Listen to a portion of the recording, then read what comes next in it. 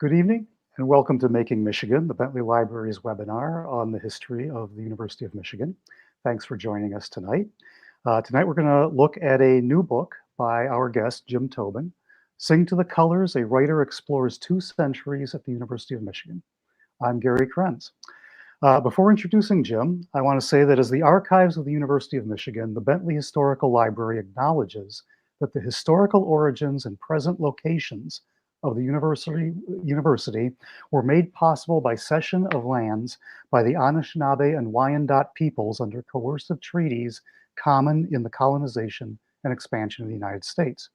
We note in particular the grant of land made by the Anishinaabe under the Treaty of the Foot of the Rapids for the College at Detroit, so that their children could be educated. These lands continue to be the homeland of Indigenous people, and we seek to reaffirm and respect their contemporary and ancestral ties to the land and to recognize their contributions to the university. Now, I trust that many in our audience know the work of Jim Tobin. His graceful and engaging pieces about U of M history for Michigan Today, the U of M Heritage Project, and other publications have given a lot of us many pleasurable and enlightening moments. We're fortunate to have Jim with us tonight to talk about a new anthology of his Michigan writing, Sing to the Colors. And I want to say that it's not only great to have this set of pieces all together in one place, but the framing that Jim has given this collection in introductions to the pieces and in the prologue and so forth is really a wonderful weaving together of reflection and recollection, and to borrow one of his own phrases, a web of connections. James Tobin is professor of media, journalism, and film at Miami University in Ohio. Educated at U of M, where he earned a BA and a PhD in history, and served as co-editor of the Michigan Daily. He spent 20 years as a newspaper reporter and freelance writer.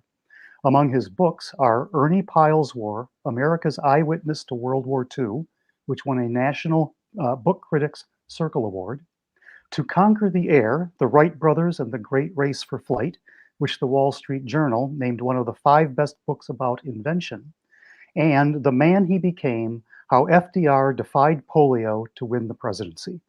In the classroom, Jim's special interest is narrative nonfiction, both historical and contemporary. He is also the author of 3 books for children. So welcome, Jim. Thanks very much, Gary. Great to be here. So as we get started, I just want to acknowledge that this has been a week of revelations at U of M, one of some upheaval, I suppose, perhaps no little anxiety and even some shame, but also not without new hope. And one of the things, Jim, that seems to me this anthology reminds us of is that Michigan is not just one story, it's many stories. Not all of them good, not all of them bad, but in this sort of plurality of stories, some are still to be discovered, of course, some even to be written. Maybe there's a cause for resolution and hope, and maybe a call to all of us to pick up our figurative or literal pens and do some writing about the future of U of M. And I expect maybe you have some thoughts about this. I do. I'm always nervous as a historian saying anything about the future, because historians will be the first to tell you how often predictions fail to come true. But I've been as sad as any alumnus about all the things that have happened, and yet I think the historical point of view does always provide some solace. We are not just creatures of the present. We are creatures of this long history in whatever community or polity we see ourselves in, including an institution like the university. Gary, it's a great phrase. It's a place of many stories, not just one story. No story overrides all the others. And so, as others better able to look toward the future than I do so, I do think that they and we can find meaning, find hope in what the university has tried to be over, more than 2 centuries now. And it has failed in ways that we have to take note of and be accountable for. but it's also had just enormous accomplishments and has meant so much in the lives of, you know, literally millions of people.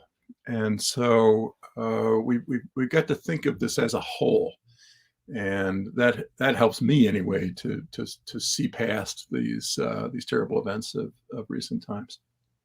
Thank you. I think we're going to talk more about what the university has tried to be over the years, but why don't we start next with talking about? I mean, so what's the origin? What's the origin of this book? I mean, say a little bit about how this came to be.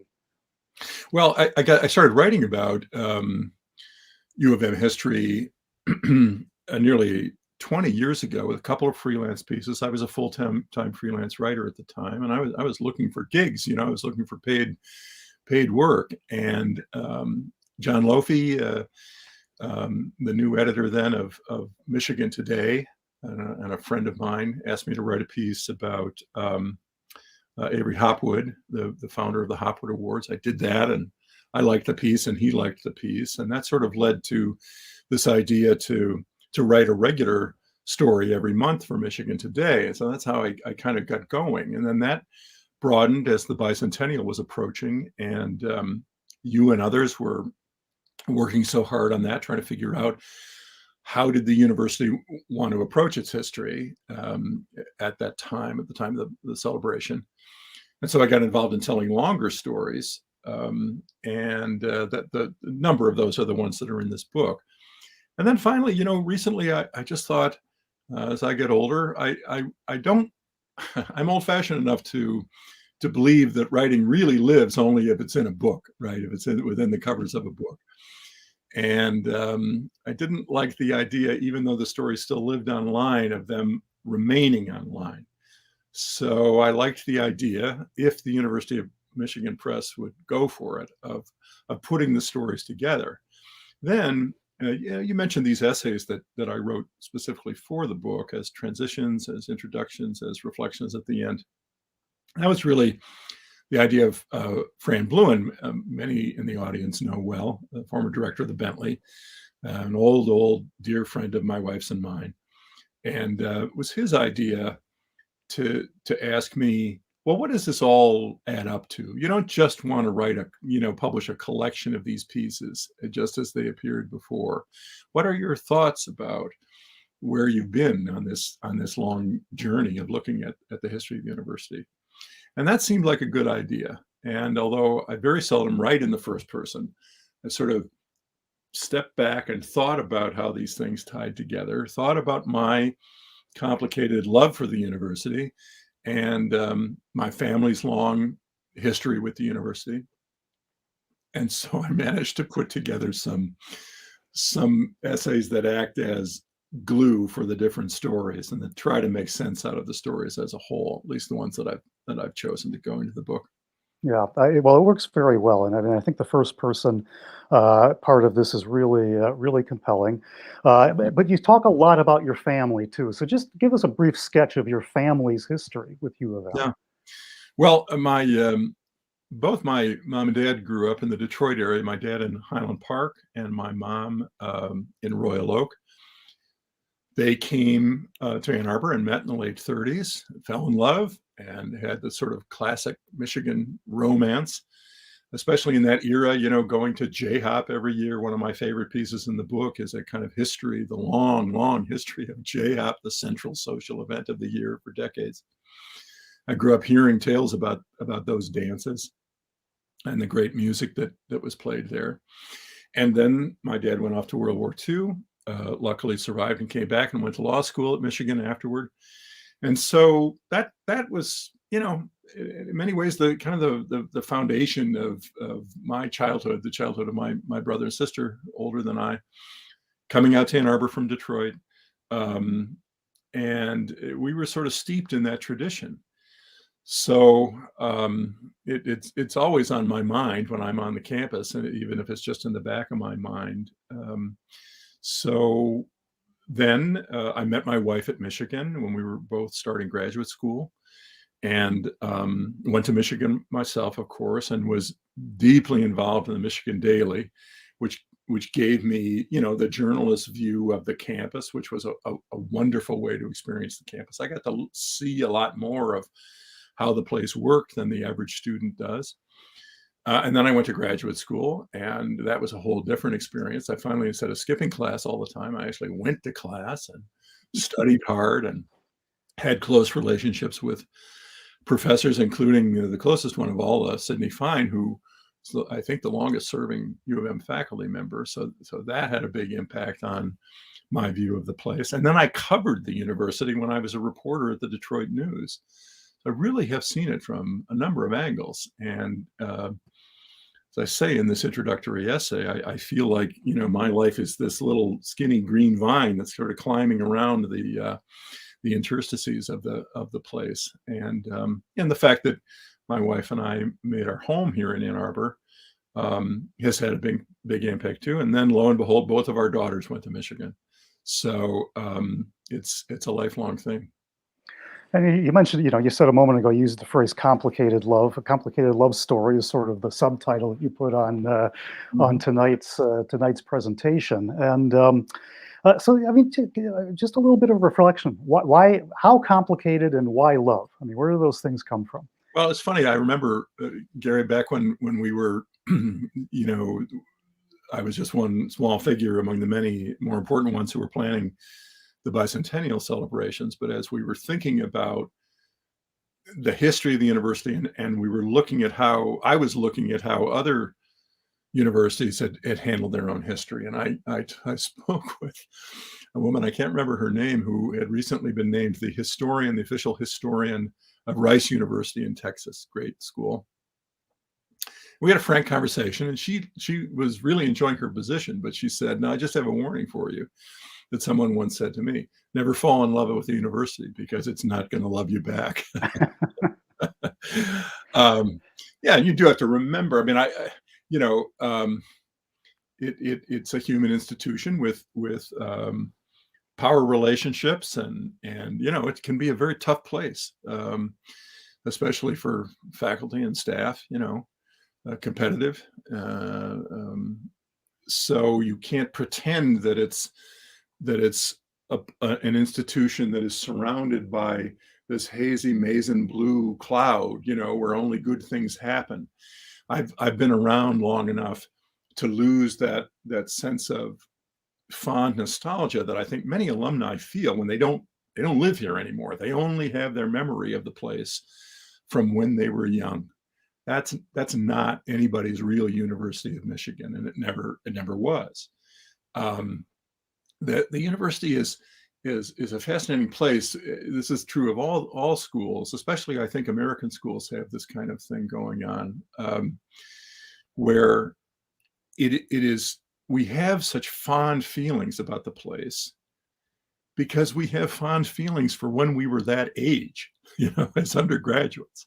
We treasure memories of our youth, the sugar-coated memories of our youth, and that becomes all bound up with the place itself. We don't want it to change. We know how much alumni hate it when a building comes down or is replaced, or the organization of the place changes. That's very hard because it's bound up with these deeply emotional memories.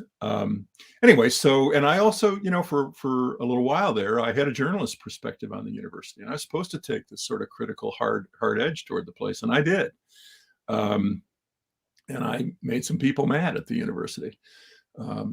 So that's still part of how I look at it. But I think this is how any historian feels when they get real involved in a particular subject, is that you sort of know an era or a biographical subject or an institution that you're writing about. You know it from stem to stern. Not that I know the university better than anybody else, I don't, but I know it pretty well. And so you get this, complicated, adult, multi-perspective on the place. And I mean, I remember Sidney Fine once, he was a great expert on the history of the city of Detroit. And we would talk about Detroit a lot in his classes because it was the subject of the research that he was usually working on. And he said to us once, he said, "Boy, Detroit may be a tough place to live, but it's a wonderful place to study." And, so, sort of what you could say about you and them. Right. Well, in a way we know, right? I mean, in a real love relationship, it's not all about good. I mean, everything, every complexity is not a barrier to love. It's probably a way in which love finds itself That's becoming absolutely right. deeper. Yeah. If it's not complicated, it's not very real.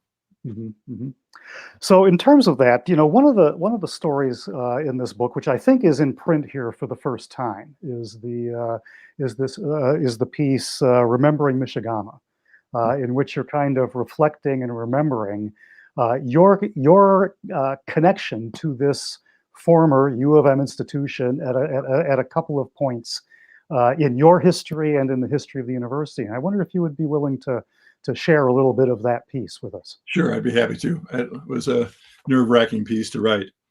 And rather than preface it, I'll just read this first couple of pages from the essay. Then I'll talk a little bit about what happens in the middle of the piece, and then I'm going to read the end of the essay. This is the last piece in the book, and as you say, Gary, that this hadn't been published before. In the summer of 2020, Remember Me email dropped into my inbox from a guy I'd known at Michigan in the late 1970s. He said he'd been gathering materials to document the history of the old senior honor society called Mishigama, of which he'd been a member. He knew that just before World War II, my father had been the head of it. So he was asking if my family had any memorabilia that I might share with him. Mishigama was best known for borrowing the imagery, the white man's imagery, that is, of Native America, circa 1901, when it was founded. For decades, the club enjoyed a prestigious place in student life with secret meetings in a special room on the highest floor of the Michigan Union's tower. Members included Gerald Ford, the future U.S. president, Frank Murphy, a future governor of Michigan and justice of the U.S. Supreme Court, star athletes, leaders of student government, campus editors, all male. By the late 20th century, Michigama's prestige had faded. I had a hazy memory that in some recent year, amid controversies over sexism and cultural appropriation, it had been thrown off the campus. I could think of only one piece of Mishigama memorabilia that my dad had left behind, an old black and white photograph, torn at the edges and mounted on burlap in a heavy wooden frame. The photo shows 40 young white men posing in 2 rows on the steps of the Michigan Union. All are shirtless, half sit in the foreground, muddy and bedraggled as if they've just been through some physical ordeal. The other half stand solemn-faced and superior behind the subservient row. Each man standing wears a headband with a feather.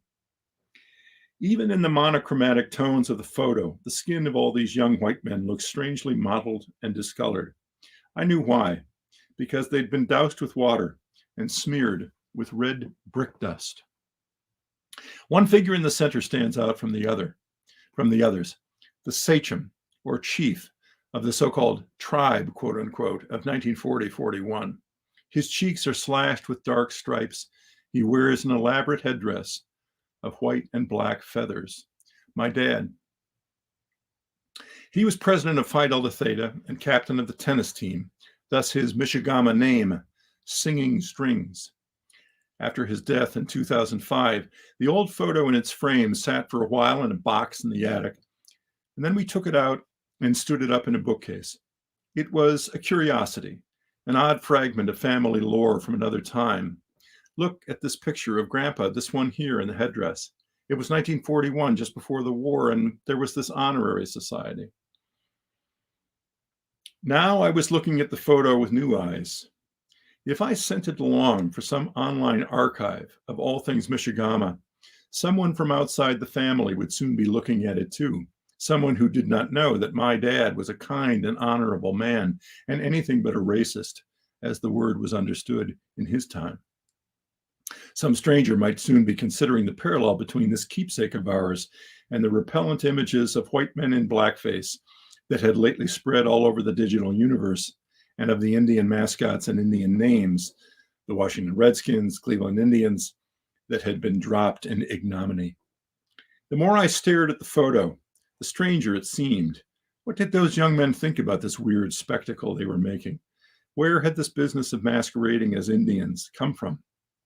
My email correspondent knew one more thing about Mishigama and me, that as co-editor of the Michigan Daily, I too had been tapped for the tribe, and I'd accepted.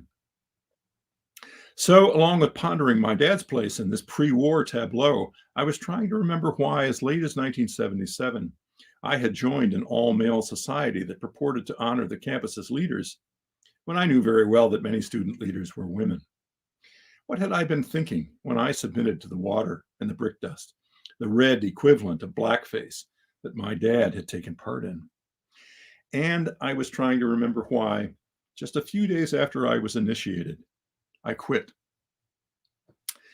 Then I go on and I fill the reader in on some more history of Mishigama, and I talk more about my memories of my dad's relationship to the tribe, some background on the long American business of what is called playing Indian, masquerading as Indians. And I talk about reaching out to a couple former members of Mishigama who I had known back when I was in school. And then I get down to filling in the later history and then to this last reflection. I often think of a little fable that one of my favorite professors at Michigan, Gerald Linderman, told us one day in a lecture. Linderman had been in the U.S. Foreign Service in Africa and India, and then came home to study U.S. history. He taught courses in the modern era.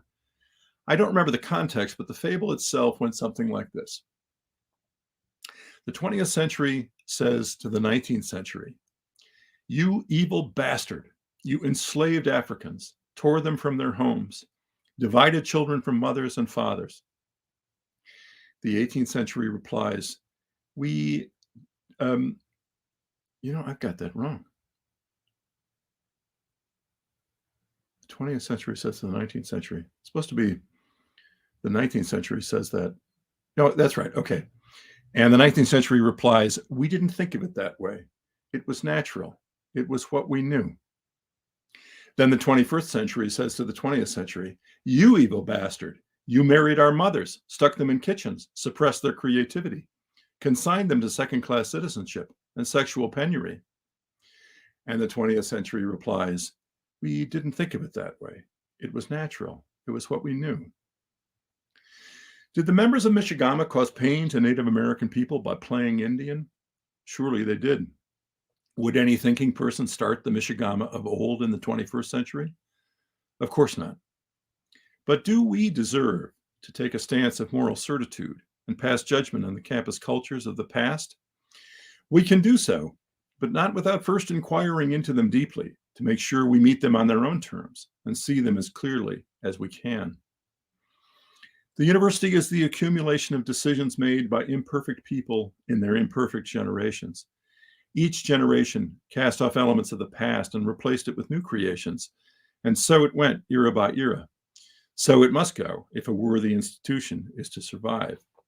So what would I do with the Rope Day photo in its dusty old frame, with my father at the age of 21 standing somberly in his faux Indian headdress? Should I throw it away as if it were shameful? Many years ago, members of Mishigama placed a plaque inscribed with a tomahawk in the ground near the Tappan Oak on the Diag.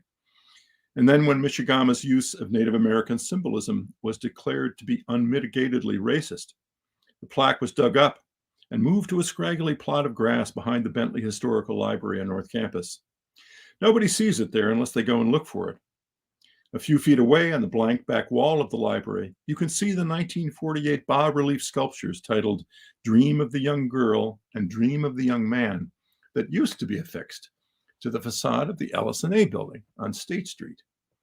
"Dream of the Young Girl" shows a sleeping girl conjuring the image of a young woman with two children who takes the hand of a muscular pioneer beside his Conestoga wagon. In the mid-2000s, administrators decided the image was anachronistic and sent it out to the Bentley. The economist Paul Courant, then U of M's provost, remarked at the time, quote, "My own general view about anachronistic statements of value is that you ought to use them as opportunities to teach. When possible, you'd like to have a display that gives people opportunities to reflect on what the world was like when the art was created. To me, Courant's point seems just right, especially at a university. The archivists of the Bentley Library don't honor such relics as the tomahawk plaque and dream of a young girl by preserving them. But they don't burn them in a ritual of renunciation either. The relics document particular moments in the university's history, which is itself one microcosm of our history as a society, imperfect, troubled, always evolving. The Rope Day photo represents a fragment of the world as my dad knew it in the spring of 1941. It was one slice of what he considered normal and natural. I loved him and I miss him. So I'll put the photo back in a place where I can look at it from time to time. It may remind me to take a dose of humility whenever I feel the temptation to pass judgment on the past. Thank you for that reading and for those that the honesty of that reflection. I mean, it's so pertinent at this time when we wrestle in so many ways with how to apply our values in judging the past. That's what I was just And well, it brings us back, it brings us back to the issue of complexity, right? And if this is going to happen, it better, one place it ought to happen is at a university. Right. It seems to me.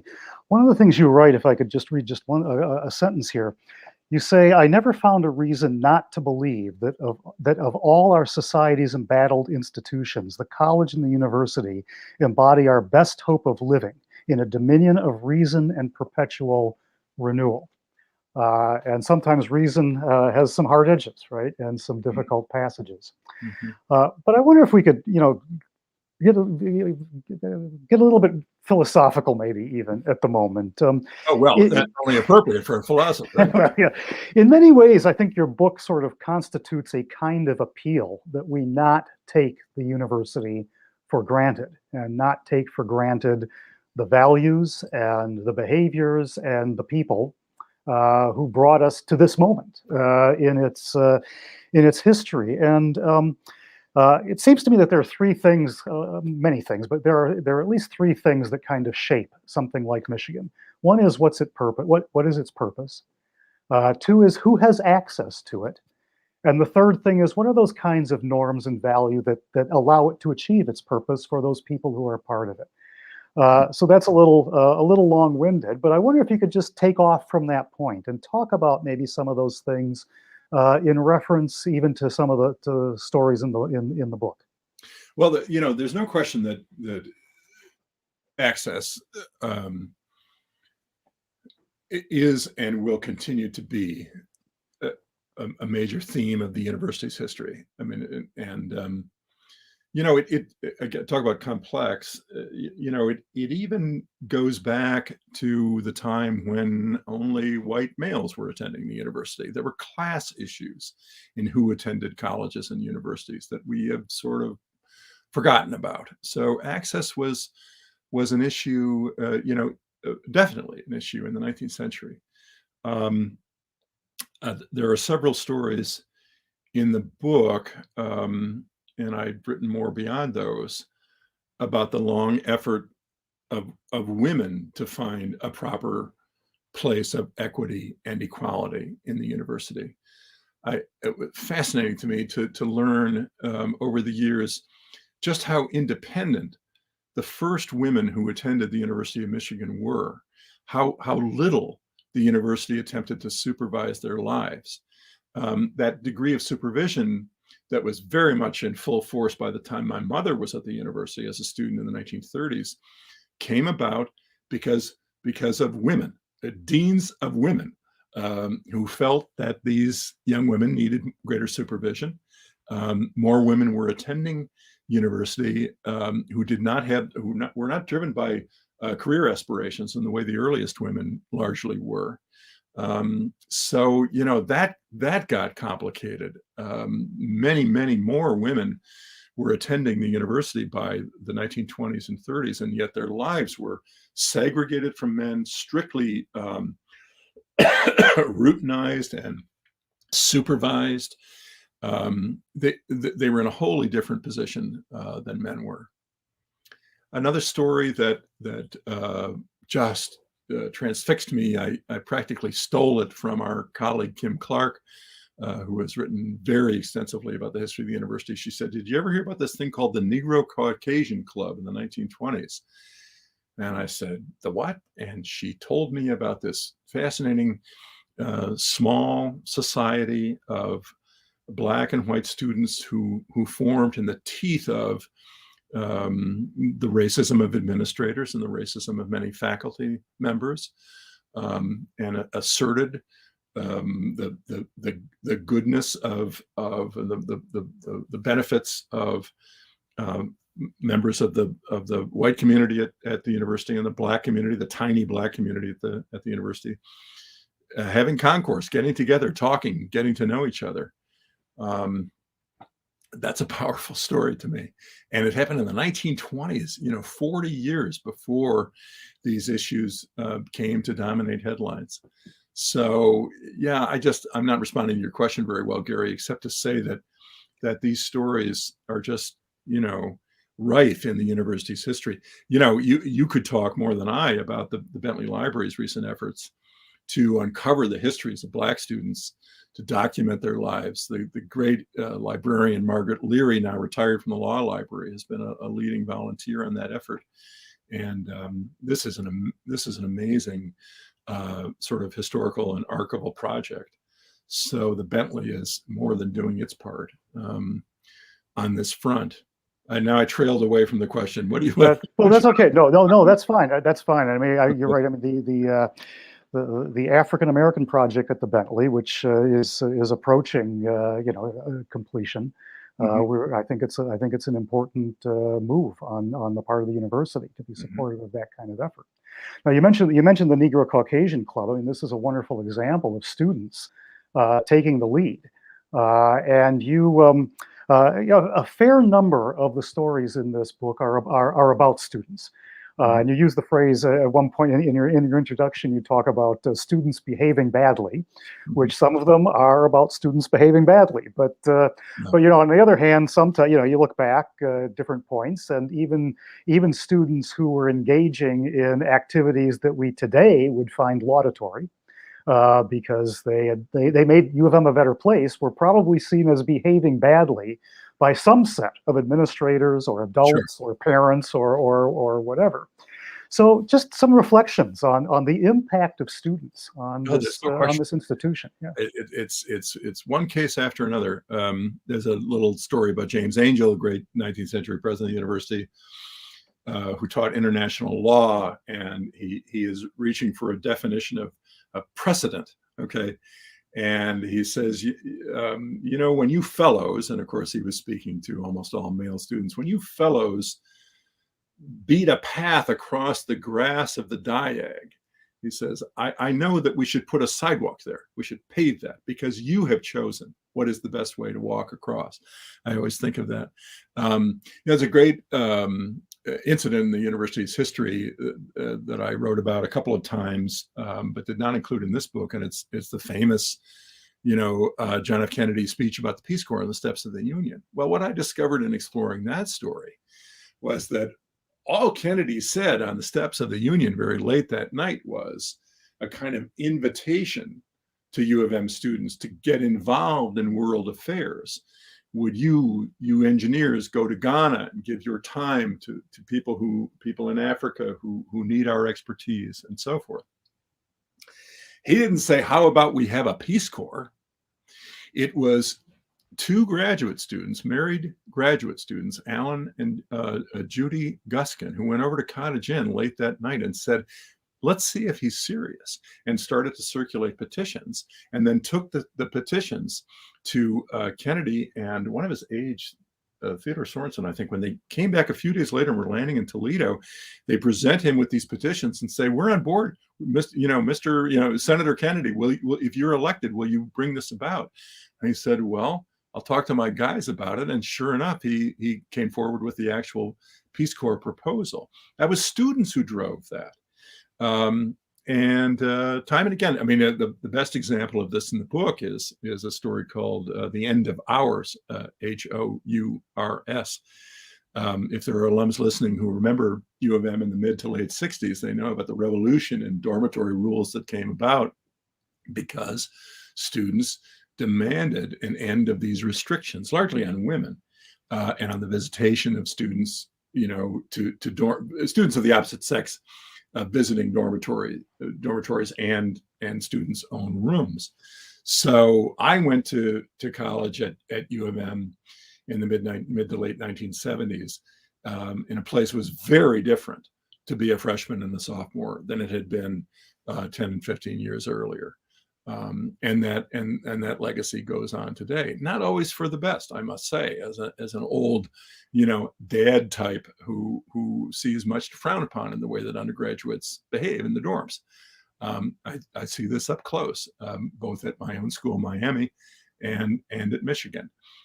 Something was lost when that old in loco parentis regime ended, but we're not going back. No, that's right. And it was students who brought that about. It wasn't administrators saying, gee, we better loosen up on these fine children. Yeah, yeah, yeah. So, one of the palpable things in the book is just place, right? The sense of place. First of all, of course, these are all stories happening at U of M. They're not happening someplace else. Sure. But again, in the stories themselves, but then again in your introductions and so forth, you connect things to a lot of different places that I'm sure, again, a lot of the audience would know. So I just wonder, what are reflections about what is it about place that makes it so important? I mean, you talk about even, here we've been through 2 years of a pandemic where some of the trends away from in-person education got accelerated out of necessity. Mm-hmm. What's lost? And and then after that, maybe what are some particularly resonant places for you at U of M? Sure. Well, it's true. I start the book talking about my conversation with Fran Bluen, where this was early in the pandemic, and we were sitting well distanced on his back deck out in Northeast Ann Arbor, and talking about this, earthquake that had happened, where on college campuses, where all of a sudden all the teaching was remote, and you stroll through the diag, and there was no one there. And it was very much the same down at Miami. And I was teaching all of my classes online. I think we're still trying to come to terms in higher ed with the impact of all of these months that we've been through, and now all these semesters, and it's still going on. I was struck immediately by how again, it's hard to put words to, but there is something in a good classroom, a well-run classroom, where the professor knows what he's doing and the students are engaged. There's something magical that goes on. It's true of any school, obviously, but it's true of college in certain ways. That there is a meeting of minds, and it happens in person in a way that is very difficult for it to happen in this digital space that we're occupying right now. This event right now would be different if we were all sitting at the Bentley Library together, and folks were looking at me and I was looking at them. And I almost never lecture. The exchanges that I have with students are in small groups and very informal and in discussion. And boy, we aren't to a place where the digital sphere replaces that. So that's one sense of place. It has to happen in a physical realm where people are seeing each other and talking with each other. And I would argue that that's true at a research university too, where so much of importance goes on among faculty colleagues who bump into each other in the corridor and who go out to lunch together on State Street. They run up to Red Hawk, and all of a sudden, very important things are being discussed about their discipline.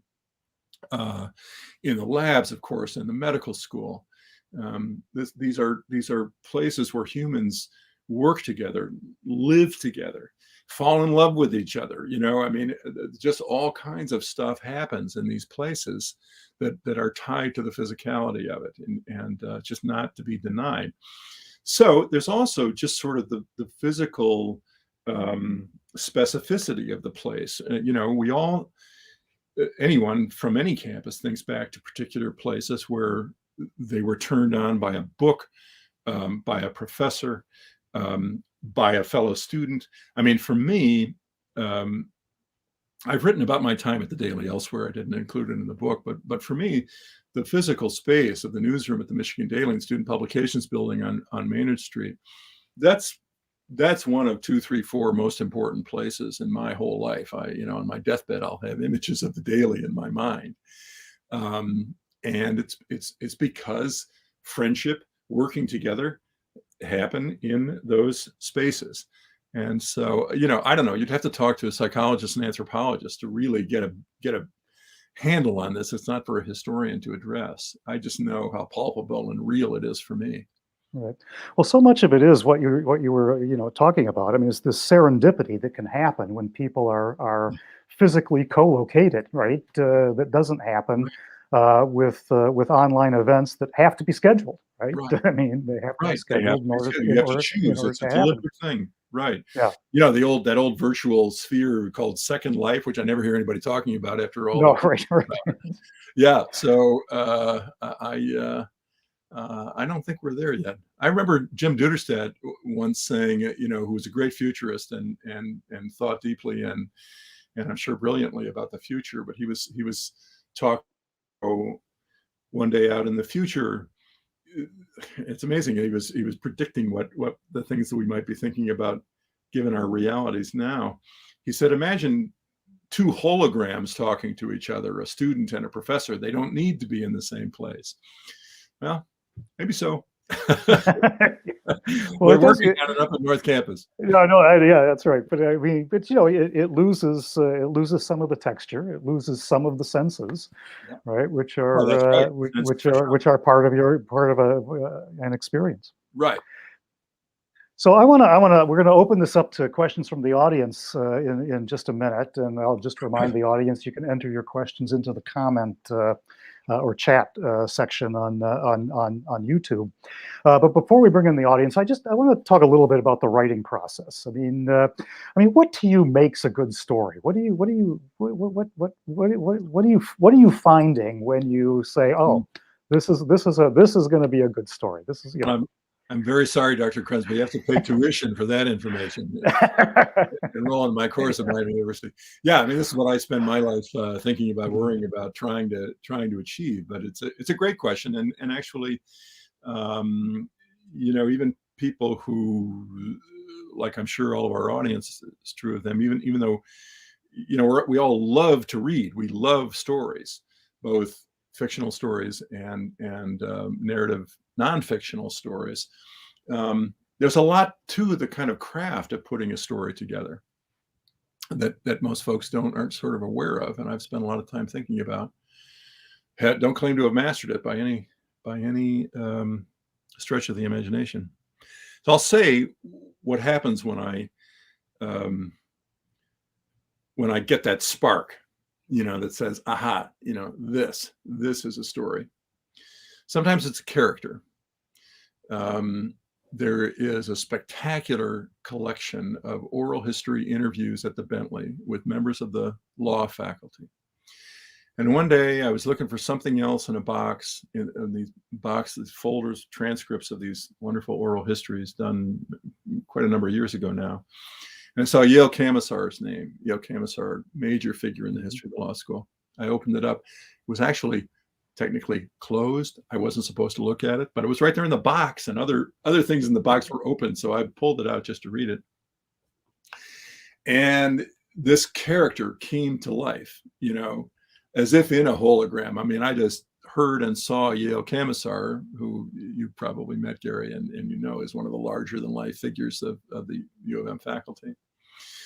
And so that character, I just thought, I've got to write about this guy. Got to write. I've met him once before, actually, but now I learned more about him, and I saw that there was a story to be told there because his character was so large. Sometimes it's what we call what screenplay writers will call an inciting incident. Okay, something that touches off a change in the status quo.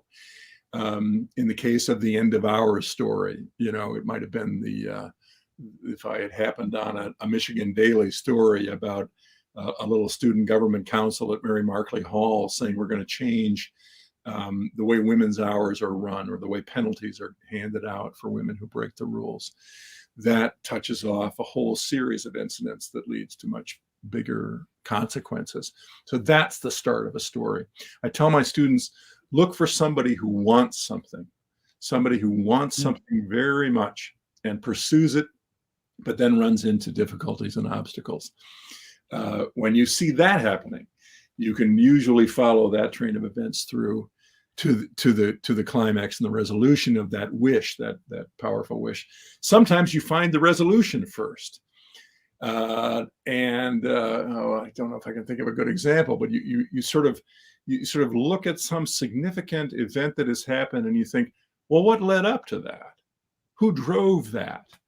Who drove us toward that? That then can become a story. You've got the end of the story. Now find out what the beginning was. So those are some of the constituents of storytelling. So are there any stories about U of M that you wanted to tell, but the historical record just wasn't there to really get to the nub of it, or anything along those lines, or stories you'd like to work on that are on the horizon for them? Well, I'm always sort of, scrambling for the next idea. I'm not one of these writers who has an enormous store of ideas just ready to go. I wish I were. Usually it happens through one accident or another. Well, I can tell you about a problem like that nagged at me for years, and then ultimately I did write about. And it was that story about women in the dorms. Where did the dormitories come from? Why, in the early 20th century, did the university start to build dormitories for women when for nearly 50 years, women students had lived in boarding houses like the men, had been quite happy about that. Very happy about it, actually. There were alums of the women alumni of the 1920s who looked back and said, I can't believe what has happened to the women around here. The university has cracked down on them. So I tried to figure out the answers to that question, and it took me a long time, partly because I didn't have the time to devote to it, but it led me to the papers of the first deans of women, who were the ones who instituted these rules, names that will be familiar to every University of Michigan alumni, because their names were Mosher and Jordan, Eliza Mosher and Myra Jordan. The first deans of women. Myra Jordan especially is the one who cracked down hard and said the women are going to live in dorms, and they're going to have a lot of rules to supervise them because they need those rules. Let's see. Right now, I'm working on a story about a very significant event in U of M history that I'd never written about before. It's the great 1965 Vietnam teach-in. And I thought I'd be writing about students. Well, this was a student thing, right? I didn't really know much about it. I had images in my mind of students attending these all-night seminars. Well, that's not really the story to me. The story lies with the faculty. It was a small number of liberal, I'll choose that word deliberately, liberal faculty who were outraged by the escalation of the war in Vietnam by Lyndon Johnson, whom they had all just voted for against Barry Goldwater. He had promised to keep the war, on a low key, and then he escalates. That leads to the teach-in, and that teach-in led to many, many other teach-ins, and was a significant spark in the whole anti-war movement. And that happened here. So just finding out about that, going through interviews with some of those faculty, most of them now dead, has been fascinating. That's great. So it's a wonderful collection. And are there one or two that of these pieces that are really special to you? Oh gosh, Gary. I know it's not a fair question, but I know that our pal Kim Clark, who has been my editor on many of these stories, one of her special favorites is a piece that in the book is called When Heads Rolled, and that is a story of law quad. It's about the wonderful, most of us would just say they're gargoyles. That's not technically the right architectural term. These stone figures of the faces and crunched up bodies of 6 of the university's presidents that appear overhead in the main archway into the law quad. And so there's a funny little story about how William Wilson Cook, the great benefactor of the law quad, a very strange man, gave a ton of money and then insisted that he have control over every single aspect of building those buildings, even though he never visited Ann Arbor either to watch their construction or to see them after they were constructed. He died before the law quad was done. Again, the law librarian, Margaret Leary, who wrote the biography of Cook, knows a lot more about this than I did. But when I found out about how some of those heads were hacked off at Cook's order, I thought, well, that's a story I've got to tell. So that's one that I had a lot of fun with. I really, by the way, I mean, I was thrilled when I first saw that story, because I mean, I always loved walking through those arches and looking at those corbels. It was just wonderful. I appreciate that one. Sorry, go ahead. Never ceases to amaze and surprise. If folks haven't been inside Hutchins Hall, the classroom building of the law quad, you got to go in there and look at the amazing. They're really cartoons in stained glass. Cartoons about student life. It's one of the architectural gems of the whole university. Oh, if I could pick one more. Oh, I know what it is. So, we're all great Michigan sports fans, right? Well, count me out. I've never been much of a Michigan sports enthusiast. Strangest man who lives in Ann Arbor, and I spend my Saturday afternoons in the fall happily working or reading and thinking, oh, thank God I don't have to go to the football game. So I wrote a story called Two Against Football, which is about a man who became very well known in Michigan later, Neil Stabler, an important politician and the congressman at large from Michigan in the 1960s, a great Democrat, and a very young professor named Robert Cooley Angell, who was descended from James Angell. Mm-hmm. They opposed Fielding Yost's big campaign to build the new stadium, to build the big house. And they said, this is not what this place is supposed to be about. And if you build that stadium, it will forever enshrine the idea that college is about circuses and gladiators. Basically, this will be a great monument to that idea. And of course, they were hooted down and defeated. One of, I think it's a Stabler grandson, who is a great guy, wrote to me right away and said, well, thanks for the story, Jim, but guess what? My grandfather used to love to take me to Michigan games on Saturday. That's great. Neil Stabler remained a Michigan fan in spite of his early apostasy. That's great. That's great. Well, we have some questions coming in, and I think the first one is maybe a wonderful way to start. What was your favorite menu item at Drake's? Oh God, well, that's easy. Cherry chocolate cordials. Now that's so. I went into Drake's mostly to buy the candy.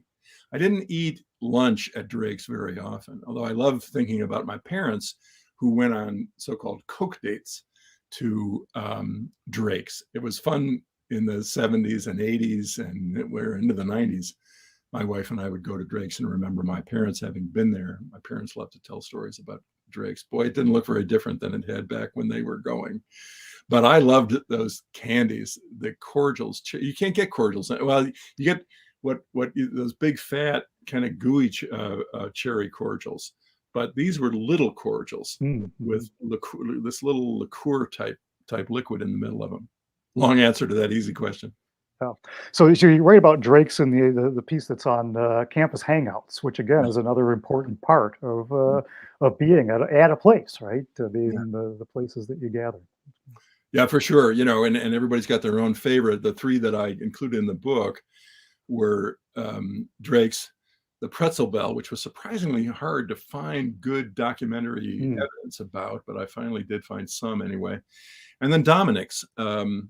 Too long a story to tell, but I have a funny little story about a professor at Miami who got his PhD in math at Michigan, and when I first joined the faculty at Miami, he said, and met him, he said, "Well, how's Dominic's doing?" And he told about how he would work on his very abstruse mathematical dissertation in the basement at Dominic's. So another question. Thank you for your views of U of M history and your willingness to include your own history, which enriches our own understanding. What do you think? What do you think about the lack of activism regarding voting rights at U of M? Hmm. Well, it's a travesty, and it's maybe the most important issue in my book that we have going today. So I'm not even though I live a few blocks away and I'm on campus a fair amount, I don't know much about activism or the lack thereof. But we all ought to be getting on our horses and riding to the rescue on the voting rights issue. Yeah, absolutely. Activism does seem on campuses to go in waves. I mean, there are periods of much more intense activism, and then periods that are much more quiescent. But There's no question about it, and that goes all the way back too. You can see it come and go, as it does in American democracy generally. yeah, right. Why is the book called "Sing to the Colors"? But I was trying to think of like what would be this good U of M phrase. And I thought of this. I didn't want to pull a phrase from the Victors, or at least I couldn't think of any line from the Victors that would work. And I didn't want the book to seem too rah-rah. It's not what the book is like. On the other hand, it's a pretty rah-rah title. But what I was really worried about was the question of whether anybody would, or how many people would recognize it. So I went to I think I asked both of my daughters, both U of M alums, one in her 20s, one in her 30s. I said, "So Sing to the Colors. Does that mean anything to you?" My younger daughter said, "No. What is that?" So this is a person who did not go to University of Michigan football games. Okay. I went to the games as an undergraduate, every home game. I want to defend myself on that score. She was one of these, anti-sports types. She'd probably never heard the Yellow and the Blue sung. I think it's a kind of a lyrical phrase. In a way, it's a testament to my father who loved the Yellow and the Blue. I love that song, and I wrote a song about. That's in a story. I didn't write a song. I wrote a story about blue, about the blue color and its history at Michigan, and the part that played in that song. So yeah, it's partly just sentimental, partly because I think it's kind of lyrical and nice. And I hope, most readers of history are, shall we say, a little on the older side. They're more in our generation, Gary. And I think those alums know the song. Yeah. And we also use I don't know if they even do this at football. I haven't been to a football game in many, many years, but do they still play the Yellow and the Blue at the end of every game? Well, I have to confess I haven't been either, but I think they must. Maybe somebody in the audience can confirm. Yeah, they'll know. That. Sure. So, in other words, Robin Fleming's stature and legacy as a U of M president seems to grow with time. What makes him stand out? Okay. I'll be careful with my comments about presidents. Yeah, I mean, maybe it's true that his reputation has grown with time. I actually remember Fleming being very well thought of in his own time. If anything, Fleming was castigated by people outside the university community as too liberal, too soft. Yeah, well, like Spiro Agnew, right? Yeah, that's right. Yeah. Literally Spiro Agnew. I think now, at this distance, Fleming looks good for good reason, because he was an adroit manager of conflict. His background was in labor mediation. He was a labor mediator. And so he knew how to get people talking with each other to solve problems. I wrote a new piece for the book about the BAM strike, which I hadn't written before, and it actually is somewhat critical of Fleming. But he certainly managed that very difficult event in a way that prevented violence. That's important because some campuses did go through violent exchanges, and he looks good, I think, in that in that role. Fleming, I can't say that I knew him, but as a student journalist, I interacted with him sometimes. And then at the very end of his life, he was out at Glacier Hills, the retirement community, when my dad was there. And my dad was a labor lawyer, and so they would talk labor law sometimes. And from early to late, Robin Fleming was a genial, kind, deeply intelligent, but a very approachable academic. Something you can't say about a lot of academics or academic leaders. So he was just a good man. Yeah. I couldn't agree more. Jim, great talk. Do you have thoughts about changes in U of M's PR strategies over the years from your perspective as a daily editor and as an historian, as well as changes in access to documents from our time? I can't speak to the question of documents. I was mostly a feature writer as a newspaper reporter. I wasn't the investigative type who was constantly sending Freedom of Information requests. So I just don't know about that.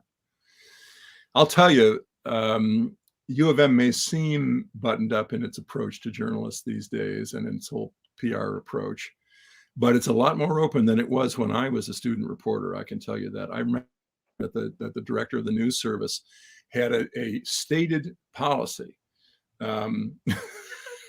It's just laughable. I'm not going to mention his name. That his staff members would not return reporters' phone calls. That was the news service at the University of Michigan in the 1970s and even into the 80s. So things have changed a lot in that regard. I think U of M worries too much about its image.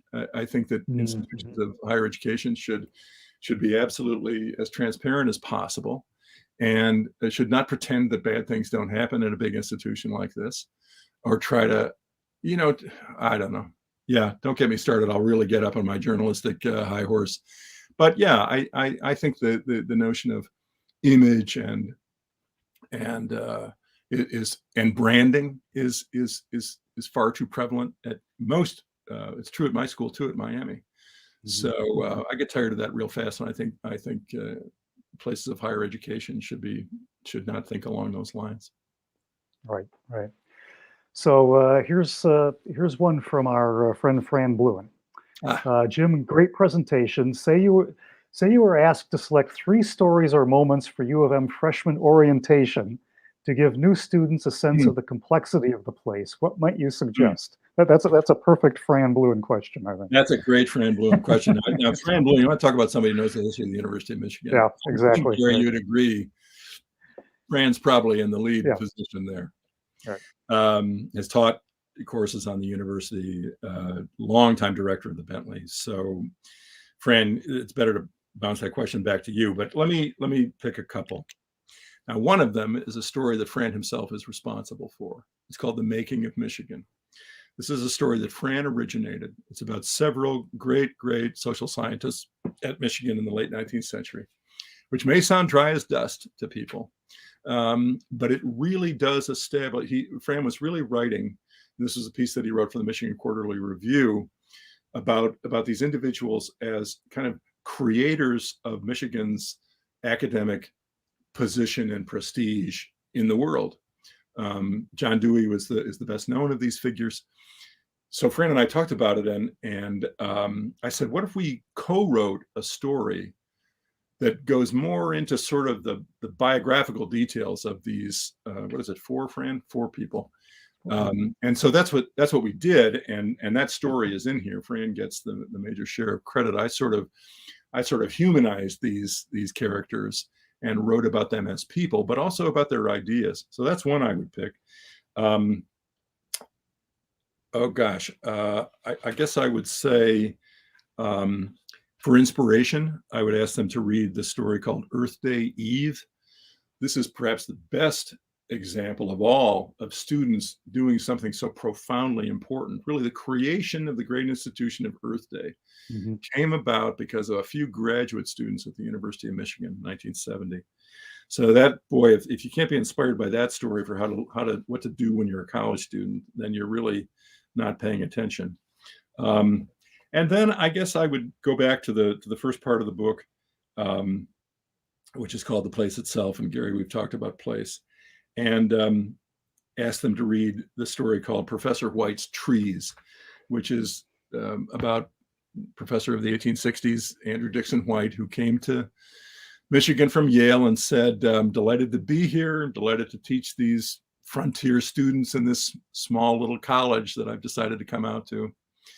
But it's so bare here. I'm used to this wonderful elm-strewn campus at Yale. Let's make it look like that." And so on his own, with his students, he started to plant trees.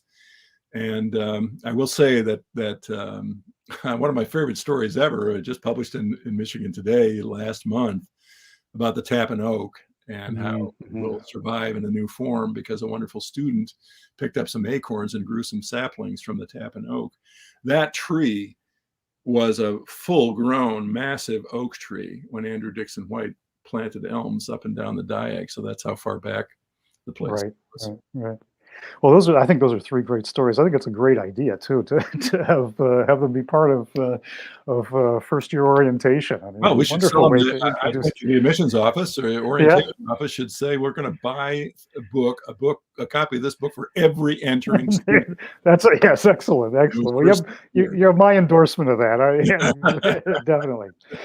So I think we're going to wrap up, but I wonder if I thought your epilogue was wonderful in the book, and this idea of the web of connections, and I wonder if just in closing, if you could say a little bit about just kind of talk about this idea. Well, I don't know when this occurred to me, and not that it's so brilliant, but it still sticks with me. Sometimes it's fun to play these little games, these little historical games. So I figure we haven't mentioned, very important in the history of the university, key in the history, is Henry Philip Tappan, the first real president of the University of Michigan. And so I was thinking, how am I connected to Tappan? I, a student of the university. And so I sort of go back through Sidney Fine and his major teacher in graduate school, and then that guy's teacher. Not all of them taught at Michigan, but all you can sort of show this string of connections all the way back to Tappan. And then I said, you can play this game with other people whom Tappan hired and what that led to, and then what that person led to, and so on. Well, that's what the institution really is not that we're all connected to him, Tappan, but that we're all connected to each other. And the institution, the university, is no more than people talking to each other. I think I make that point. That's another reason why the physicality, I think, is so important. Sure, we're talking to each other now, but it's different when you're in person. It just is. And so that's all that needs to keep going. And yet how precious and fragile that can seem. Yeah. Would we start the University of Michigan now if it didn't exist and invest in it the way generations have? I have my doubts. Yeah. So at least let's protect it. Let's perpetuate it. Let's fix it. Let's fix what's wrong. There's always been stuff wrong with the university. Let's keep going by our own lights and make it better as we see fit. Well, I think that's a wonderful way to wrap up. So, Jim, thank you so much. This has been a great discussion. Really appreciate your sharing your thoughts and your reflections, both in the book and tonight. Thanks. And again, I want to remind the audience, it's Sing to the Colors. Show that map, that 1920s map. That's right. Yeah, that's a wonderful. Whoops. There you go. Yep. It's really, you can sit and look at that map for half an hour. Absolutely.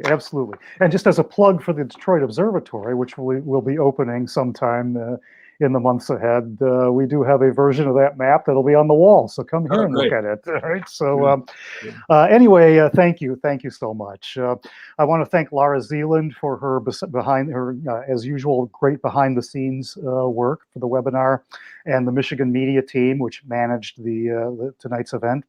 And thanks to the audience. This session will be available on YouTube with full captioning in about a week. Next month, Making Michigan, we'll be joined by Deirdre De La Cruz from the History Department, who will be here to discuss the variegated history of U of M's connections to the Philippines. So please stay tuned for more information. Until then, please be safe and stay well, and good night. Thank you. Thanks.